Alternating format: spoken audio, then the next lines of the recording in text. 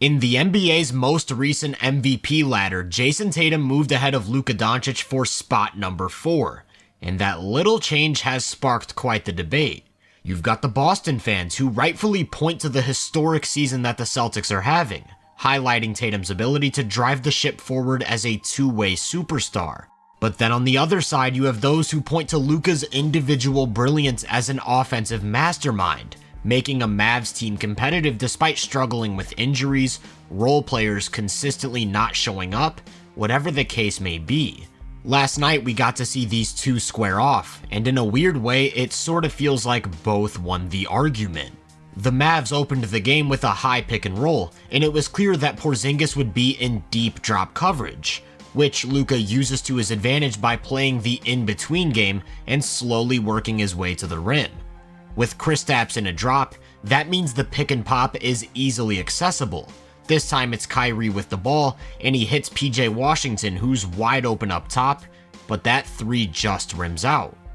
Deep drop coverage also means that Kyrie can get to the mid-range pretty much whenever he wants. He sidesteps into space near the elbow, creating a great look that once again doesn't drop. If you're starting to sense a theme, yeah, the Mavs were missing a ton of open looks. Luka puts the defense in rotation with a beautiful skip pass, and Washington could shoot this. He instead chooses to attack the closeout and create an even better opportunity on a wide open Kyrie 3.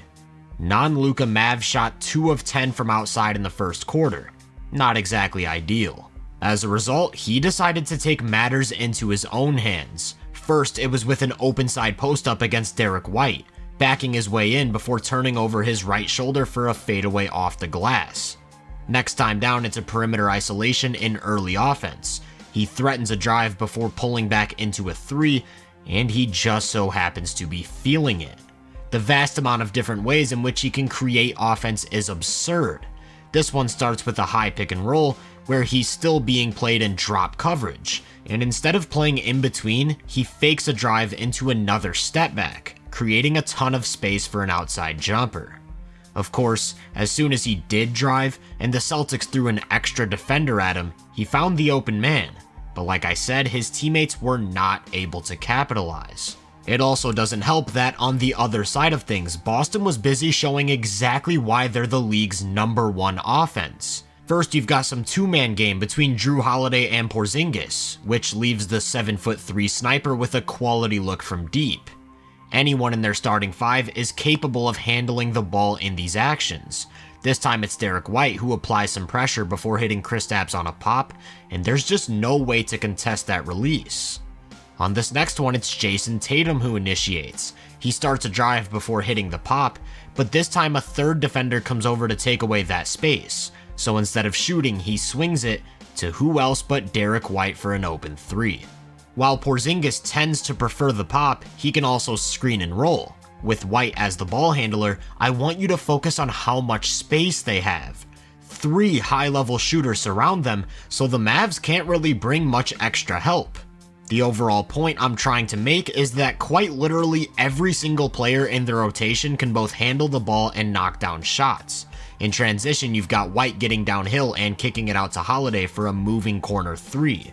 Oh, and by the way, Jrue is shooting 68% on corner 3s this season, so if your defense lets him catch the ball in that spot without a smothering contest, you better get to praying. Another thing you'll see with the Celtics is that they are a walking matchup problem. You obviously don't want Luka defending Brown in isolation, but by clearing an entire side of the floor and spacing those other 4 shooters, they don't really have anyone who can step over and help.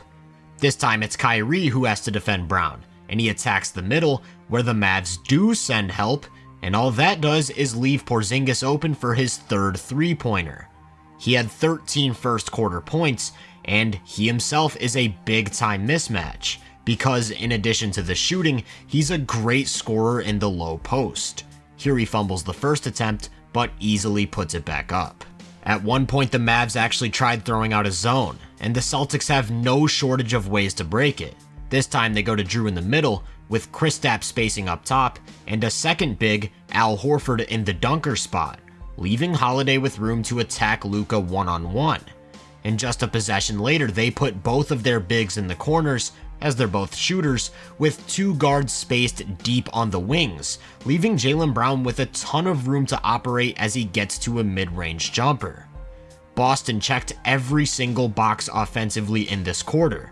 They had 10 assists to the Mavericks 2, shot 7 of 13 from 3, and had an offensive rating of 131, all while their best player didn't even make a single shot.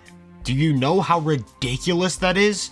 So despite Luka going on an absolute tear of 16 points on 60% shooting in just 8 minutes, Boston was heading into the second with a 6-point lead. From there, Luka continued to do his thing. It started with one of those open side isolations as he attacks the smaller Pritchard for a bucket. But for the most part, he was surgically picking apart Boston's coverages as a ball handler in the pick and roll. On this one, you're going to see Holiday show to the ball for just a brief moment, which is all it takes for him to hit Lively for a big time dunk. When Kristaps checked in, instead of dropping back, they had him coming out in a hedge, this time creating a small window to shovel in an absolutely ridiculous dime.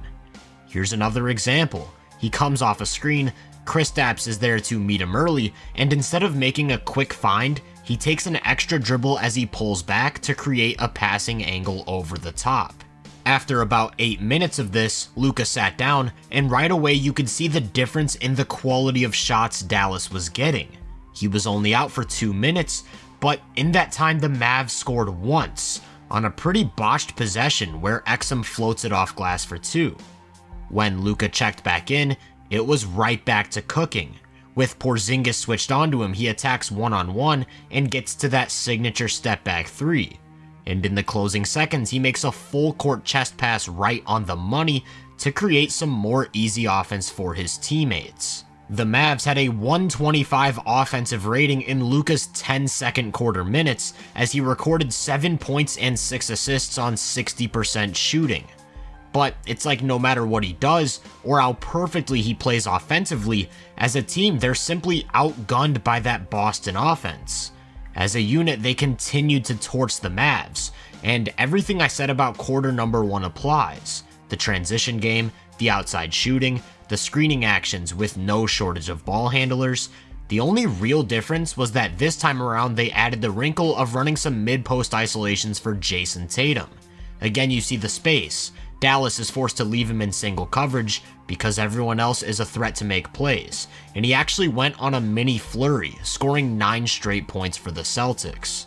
All that's to say, despite Luka having 23 points, 6 rebounds, and 6 assists on 70% true shooting at halftime, Dallas still found themselves trailing by 7.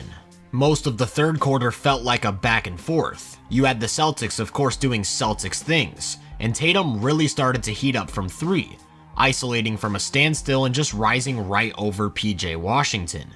On the other side, Luka continued to dissect them as a playmaker. This time it's one of those post-ups, and as he spins into what looks like a jumper, he instead throws a no-look pass to Washington for a high-quality jumper. Just like as a scorer, the versatility in Luka's passing is just off the charts. Here's one in transition where he stares to the left side of the court to move Tatum before bouncing it to a running Kyrie for a free bucket. Boston really couldn't stop him from getting the ball to an open guy every time down the floor. This one's a classic drive-in kick that leaves Exum with a practice jumper, only to get all air. Reminiscent of the first, this is when Luka tried to take matters into his own hands as a one-on-one scorer. Only one problem, that step-back 3 stopped falling. So even though he was creating space, and these are good looks, with him missing, things started to look not so good for the Mavs. Luckily, Kyrie finally decided to show up right on time and started making plays. And as a team, they did a very good job of winning the possession game, grabbing multiple offensive rebounds without turning the ball over once. So they were still producing good offense, at one point even cutting the lead down to 2. With that said, it didn't matter what the Mavs did because the Celtics, in this case Jason Tatum, always had an answer. He had 16 third quarter points on 90% true shooting, and those buckets came in a variety of ways. You've got one of those mid-post isolations against a smaller defender. A double comes from the baseline, so he attacks the middle and easily gets to a floater.